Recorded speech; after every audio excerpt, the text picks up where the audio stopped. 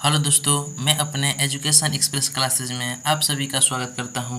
आज हम लोग देखने वाले हैं क्वेश्चन बैंक का मोस्ट इम्पोर्टेंट प्रश्न जो कि हम लेकर आ गए हैं। तो चलिए हम लोग क्लास को स्टार्ट करते हैं बिना विलंब किए। तो चलिए, ठीक है। पहला प्रश्न आपका बोल रहा है कि टिंडल प्रभाव प्रकाश की कौन सी परिघटना को प्रदर्शित करता है।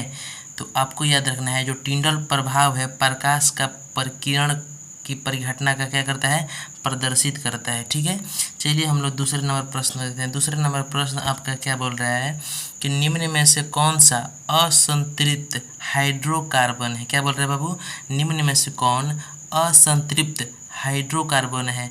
तो आपको याद रखना है जो C2H4 है, ये क्या है बाबू, असंतृप्त हाइड्रोकार्बन है। ठीक है, चलिए हम लोग तीसरे नंबर प्रश्न को देखते हैं। तीसरा नंबर प्रश्न आपका बोल रहा है निम्न में से कौन सा यौगिक ईंधन के रूप में इस्तेमाल किया जा सकता है।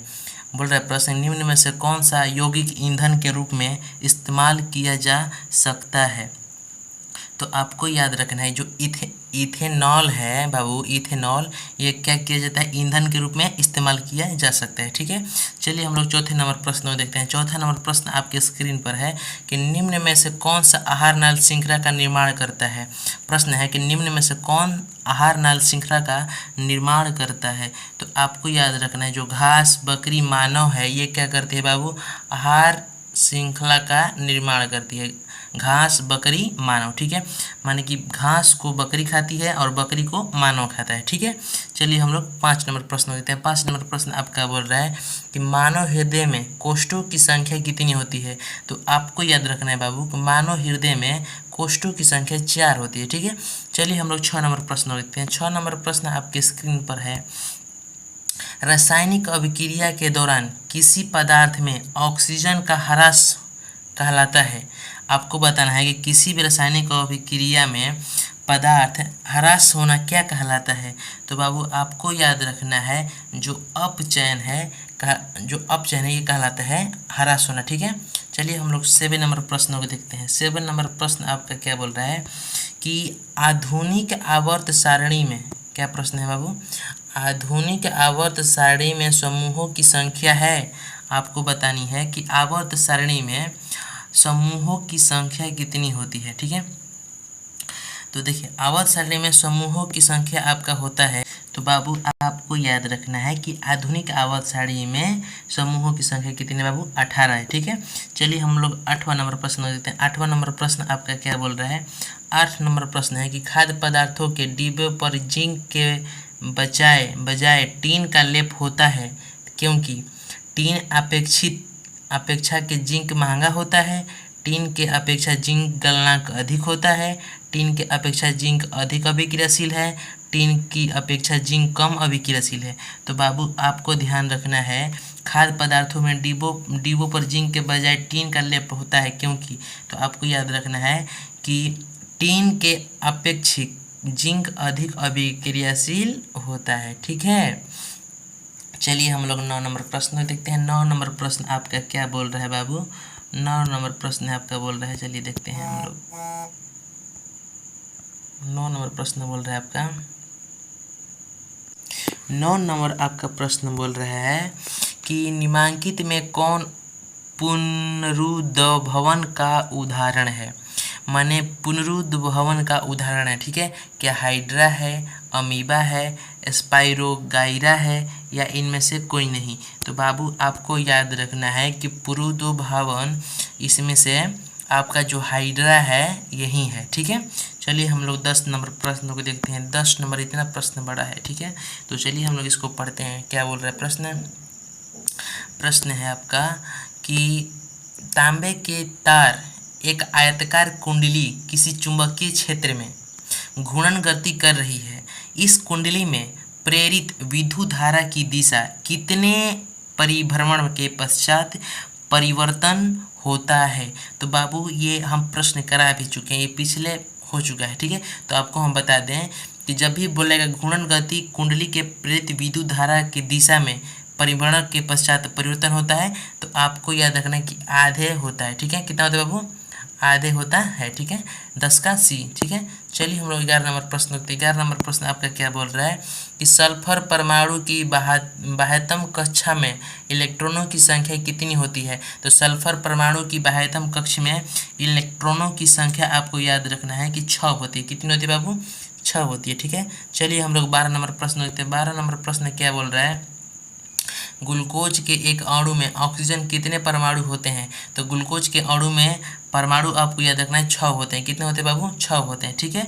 चलिए हम लोग 13 नंबर प्रश्न को देखते हैं। 13 नंबर प्रश्न आपका क्या बोल रहा है कि नई कार्तीय चिन्ह परिपाटी के अनुसार दर्पण के सामने रखे बीम का बिंदु दूरी ली जाती है। तो बाबू याद रखना है आपको कि जब भी बोलेगा दर्पण के सामने रखे गए बीम की दूरी ली जाती है तो आपको याद रखना है कि ऋणात्मक। क्या होता है बाबू? ऋणात्मक, ठीक है। चलिए हम लोग 14 नंबर प्रश्न देखते हैं। 14 नंबर प्रश्न आपका क्या बोल रहा है? 14 नंबर प्रश्न बोल रहा है कि पीत रस कहाँ से स्रावित होता है। तो आपको याद रखना है बाबू, पीत जो है यकृत से स्रावित होता है। कहाँ से होता है बाबू? यकृत से स्रावित होता है, ठीक है। चलिए हम लोग 15 नंबर प्रश्न देखते हैं। 15 नंबर प्रश्न आपका बोल रहा है कि निम्नलिखित में से कौन मलेरिया परजीवी है। बोल रहा है प्रश्न कि निम्नलिखित में से कौन मलेरिया परजीवी है। तो आपको याद रखना है जो प्लाज्मोडियम है, ये क्या है बाबू? मलेरिया परजीवी है, ठीक है। 15 के ए है, ठीक है। चलिए हम लोग 16 नंबर प्रश्न देखते हैं। 16 नंबर प्रश्न बोल रहा है कि 16 नंबर प्रश्न बोल रहा है एल्युमिनियम पर मोटी ऑक्साइड की परत बनाने की प्रक्रिया कहलाती है। तो आपको याद रखना है कि एल्युमिनियम पर मोटी ऑक्साइड परत चढ़ाने की प्रक्रिया कहलाती है। तो आपको याद रखना है बाबू जो एनोडीकरण है, क्या कहलाती है? एल्युमिनियम पर मोटी ऑक्साइड की परत चढ़ाने की प्रक्रिया क्या कहलाती है? एनोडीकरण कहलाती है, ठीक है। चलिए हम लोग 17 नंबर प्रश्न को देखते हैं। 17 नंबर प्रश्न आपका क्या बोल रहा है कि सामान्य नेत्र के लिए दूर बिंदु है। तो आपको याद रखना है बाबू जो सामान्य नेत्र है उसके लिए दूरी कितना है बाबू? अनंत है। कितना है बाबू? अनंत है, ठीक है। चलिए हम लोग 18 नंबर प्रश्न देखते हैं। 18 नंबर प्रश्न क्या बोल रहा है कि कौन सी गैस वैश्विक उष्मण के लिए उत्तरदायी है। कौन सी गैस विश्व के उष्मण के लिए उत्तरदायी है। तो बाबू 18 को आपको याद रखना है जो कार्बन डाइऑक्साइड है ये उष्मण के लिए उत्तरदायी है, ठीक है। चलिए हम लोग 19 नंबर प्रश्न देखते हैं। 19 नंबर प्रश्न आपका क्या बोल रहा है, कौन सा अजैव निम्नीकरण का कचरा है, ठीक है। निम्न में से अजैव निम्नीकरण कचरा है। तो बाबू आपको याद रखना है जो थर्मोकोल है ये क्या है बाबू? कचड़ा है। क्या है? थर्मोकोल क्या है बाबू? कचड़ा है, ठीक है। चलिए हम लोग 20 नंबर प्रश्न देखते हैं। 20 नंबर प्रश्न आपका क्या बोल रहा है, निम्न में से किस लेंस को फोकस दूरी धनात्मक, मैंने बोल रहा है किस लेंस की फोकस दूरी धनात्मक होती है। क्या बोल रहा है प्रश्न कि लेंस की फोकस दूरी धनात्मक होती है, यानी कि कौन सा इसमें से होगा, ठीक है। तो आपको याद रखना है जो उत्तल लेंस होता है किसकी फोकस दूरी क्या होती है बाबू? धनात्मक होती है। उत्तल लेंस की फोकस दूरी कितनी होती है बाबू? वो धनात्मक होती है, ठीक है।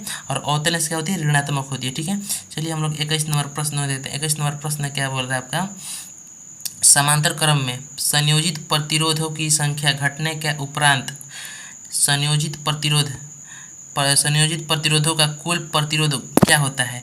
बढ़ता है, घटता है, अपरिवर्तित होता है, इनमें से कोई नहीं। तो बाबू आपको याद रखना है कि जो समांतर क्रम में संयोजित प्रतिरोधों की संख्या क्या होती है बाबू? तो बढ़ती है। क्या होती है बाबू? बढ़ती है, ठीक है। 21 के ए। चलिए हम लोग 22 नंबर प्रश्न देखते हैं। 22 नंबर प्रश्न इस प्रकार है कि कवक में पोषण की कौन सी विधि पाई जाती है। तो बाबू आपको याद रखना है कि जो कवक बैक्टीरिया हैं इनमें मृत जीवी पोषण पाई जाती है। क्या बाबू पाई जाती है? मृत जीवी पोषण पाई जाती है, ठीक है। चलिए हम लोग बाबू 23 नंबर प्रश्न देखते हैं। 23 नंबर प्रश्न आपका बोल रहा है कि निम्न में से कौन सा पद विद्युत परिपथ में विद्युत शक्ति का निरूपित करता है। तो बाबू याद रखना है आपको जो इसमें I² है ये विद्युत परिपथ में क्या करता है बाबू? विद्युत शक्ति को निरूपित करता है I², ठीक है। चलिए हम लोग 24 नंबर प्रश्नों को देखते हैं। तब से आप लोग इस वीडियो को ज़्यादा से ज़्यादा शेयर कीजिए और सपोर्ट कीजिए, ठीक है। चलिए हम लोग 24 नंबर प्रश्नों को देखते हैं। 24 नंबर प्रश्न आपका क्या बोल रहा है कि निम्न में से कौन सा अंग संवेदीग्राही नहीं है, ठीक है। संवेदीग्राही नहीं है तो आपको बताना है। देखिए कान जो है ये सुन सकता है, आँख देख सकता है, नाक है। तो आपको देखिए जो संवेदीग्राही है ये दिमाग है, ठीक है। ये संवेदीग्राही नहीं है। दिमाग क्या है बाबू? ये संवेदीग्राही नहीं है, यानी कि 24 के 24 का क्या हो जाएगा बाबू, डी हो जाएगा। ठीक है, चलिए हम लोग 25 नंबर प्रश्न को देते हैं। 25 नंबर प्रश्न आपका बोल रहा है कि किस दर्पण का उपयोग सामान्य वाहनों के पश्च दृश्य दर्पणों के रूप में किया जाता है।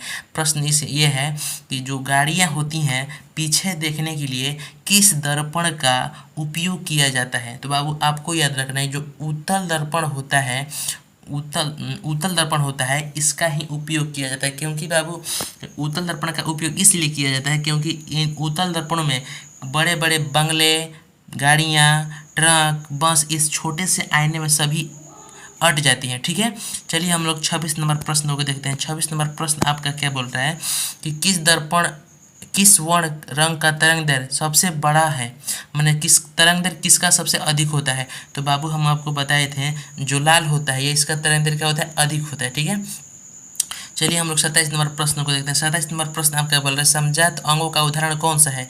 तो समजात अंगों का उदाहरण आपका क्या आपका हमारा हाथ और कुत्ते का अग्रपद। मेरा हाथ और कुत्ते का अग्रपद दोनों क्या है बाबू, समान है। ठीक है, हमारे दांत और हाथी के दांत दोनों सेम है। आलू घास क्या है, ऊपरी भुस्तारी। ठीक है, ये भी यानी कि आपको बाबू याद रखना जो 27 है, 27 के क्या हो जाएगा बाबू, डी प्रश्न हो जाएंगे। ठीक है, 27 का क्या होगा बाबू, डी प्रश्न होगा। चलिए हम लोग 28 नंबर प्रश्न हो देते हैं। 28 नंबर प्रश्न आपका क्या बोल रहा है कि निम्न में से उत्तम ऊर्जा स्रोत कौन सा है। आपको बताना है कि उत्तम ऊर्जा का स्रोत कौन सा है। तो बाबू आपको याद रखना है कि बायोगैस जो है ये क्या है, उत्तम ऊर्जा का स्रोत है। बायोगैस क्या है बाबू, उत्तम ऊर्जा का स्रोत है। चलिए हम लोग 29 नंबर प्रश्न को देखते हैं। 29 नंबर प्रश्न आपका क्या बोल रहा है। ठीक है, 29 नंबर प्रश्न आपका बोल रहा है कि 29 नंबर प्रश्न आपका, चलिए देखते हैं क्या बोल रहा है कि कौन सा अंत स्रावी और बाह्यस्रावी ग्रंथि जैसा कार्य नहीं करता है। प्रश्न ये है कि अंतस्रावी और बाह्यस्रावी ग्रंथि जैसा कार्य नहीं करता है कौन, यह अग्नाशय, पीयूष ग्रंथि, अंडाशय, वृषण। तो बाबू आपको याद रखना है 29 का आपका हो जाएगा जो पीयूष ग्रंथि है, जो पीयूष ग्रंथि है ये अंतस्रावी और बाह्यस्रावी ग्रंथि जैसे कार्य नहीं करती। जो पीयूष ग्रंथि होती है ये अंतस्रावी और बाह्यस्रावी ग्रंथि जैसे कार्य नहीं करती है। ठीक है, चलिए हम लोग 30 नंबर प्रश्न को देखते हैं। 30 नंबर प्रश्न आपका क्या बोल रहा है कि फ्लेमिंग के वाम हस्त नियम के बाएं हाथ के तर्जनी संकेत क्या करती है बाबू। तो ये प्रश्न है कि फ्लेमिंग के वाम हस्त नियम के बाएं हाथ की तर्जनी संकेत करती है। तो आपको याद रखना है कि जो चुंबकीय क्षेत्र की दिशा है यही संकेत करती है, चुंबकीय क्षेत्र की दिशा को संकेत करती है। किसकी संकेत करते हैं बाबू, चुंबकीय क्षेत्र की दिशा को। ठीक है, चलिए हम लोग 31 नंबर प्रश्न तक पहुंच चुके हैं। सभी प्रश्न कितने हैं बाबू, 40 प्रश्न पूछे गए हैं। ठीक है, तो हमको 40 को भी जवाब देना है। ठीक है, चलिए हम लोग 31 नंबर को देखते हैं।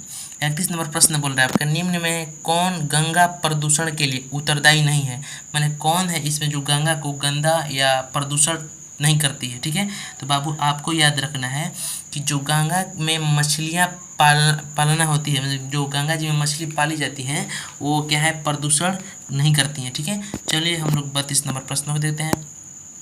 32 नंबर प्रश्न क्या बोल रहा है, पुष्प का नर जनन अंग कहलाता है। पुष्प का जो नर जनन अंग क्या कहलाता है। तो बाबू आपको याद रखना है कि पुष्प का नर जनन अंग आपका पुंकेसर क्या कहलाता है। क्या बाबू कहलाता है, पुंकेसर कहलाता है। 32 के क्या हो जाएगा, ए हो जाएगा। चलिए हम लोग 33 नंबर प्रश्न देखते हैं। 33 नंबर प्रश्न आपका क्या बोल रहा है कि किस लेंस का उपयोग कर दूरदृष्टि दोष की संशोधित किया जा सकता है, माने दूरदृष्टि दोष का संशोधित किससे किया जाता है।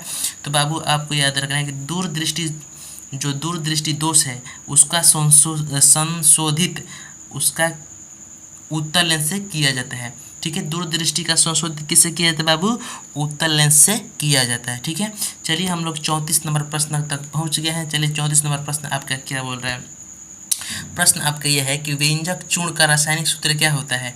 तो बाबू याद रखना है कि व्यंजक चूर्ण का रासायनिक सूत्र होता है CaOCl2। क्या होता है बाबू, CaOCl2। ठीक है, 34 के बी हो जाएगा। ठीक है, चलिए हम लोग 35 नंबर प्रश्न तक पहुंच गए हैं। 35 नंबर प्रश्न आपका बोल रहा है कि कौन सा पदार्थ लाल लिटमस पत्र को नीला कर देता है। एकदम सिंपल जवाब देना है आंसर। कौन सा पदार्थ लाल लिटमस पत्र को नीला कर देता है। तो बाबू हम आपको बताए थे कि जो आपका क्षार है क्या बाबू, जो आपका क्षार है ये क्या करता है बाबू, लाल लिटमस पत्र को नीला कर देता है। ठीक है, लाल लिटमस पत्र को क्या करता है बाबू, नीला कर देता है। ठीक है, चलिए हम लोग 36 नंबर प्रश्न को देखते हैं। 36 नंबर प्रश्न आपका बोल रहा है कि कौन सा अभिलक्षण वंशागत नहीं है। कौन सा लक्षण माने कौन सा अभिलक्षण वंशागत नहीं है कि आँख का रंग, शरीर का आकार, चमड़ा का रंग, बाल की प्रकृति। तो बाबू जो आपका चमड़ा का रंग है ये वंशागत नहीं है, यानी कि 36 के क्या हो जाएगा बाबू, बी हो जाएगा। ठीक है, चलिए हम लोग 37 नंबर प्रश्न को देखते हैं। 37 नंबर प्रश्न आपका क्या बोल रहा है कि शुद्ध जल का पीएच मान होता है। तो बाबू हम आपको बताए थे कि शुद्ध जल का पीएच मान 7 होता है। कितना होता है बाबू, 7 होता है। ठीक है, चलिए हम लोग 38 नंबर प्रश्न को देखते हैं। 38 नंबर प्रश्न आपका क्या बोल रहा है कि कौन सा कार्बन यौगिक सबसे अधिक अभिक्रियाशील है। कौन सा कार्बन यौगिक सबसे अधिक क्रियाशील है। तो बाबू आपको याद रखना है जो C2H4 है ये क्या है बाबू, सबसे अधिक क्रियाशील है। ठीक है, चलिए हम लोग 39 नंबर प्रश्न को देखते हैं। 39 नंबर प्रश्न आपका बोल रहा है कि हाइड्रोजन के 2 परमाणुओं के बीच कितने आबंध बनते हैं। हाइड्रोजन के 2 परमाणुओं के बीच कितने आबंध बनते हैं बाबू। तो आपको याद रखना है कि जो एक आबंध है हाइड्रोजन के बीच कितने बनते हैं, तो हाइड्रोजन के बीच एक ही आबंध बनेगा। ठीक है, लास्टली एक ही बनेगा। तो चलिए हम लोग 40 नंबर प्रश्न को देखते हैं। 40 नंबर प्रश्न आपका बोल रहा है कि विद्युत ऊर्जा का व्यापारिक मात्रक क्या है। विद्युत ऊर्जा का व्यापारिक मात्रक क्या है बाबू, आपका व्यापारिक मात्रक इसका क्या हो जाएगा, तो यूनिट हो जाएगा। क्या हो जाएगा बाबू, यूनिट हो जाएगा। ठीक है, तो जितने भी प्रश्न पूछे गए थे हम सभी प्रश्न को करा दिए। ठीक है, आप लोगों का काम है कि कॉपी पर सभी प्रश्नों को नोट करके और इसका रिमेंबर करना। ठीक है बाबू, तो चलिए हम लोग क्लास को एंड करते हैं। और वीडियो अच्छा लगा हो तो ज़्यादा से ज़्यादा शेयर कीजिए और सब्सक्राइब और कमेंट करना नहीं भूलिएगा। थैंक यू, धन्यवाद, बाय बाय।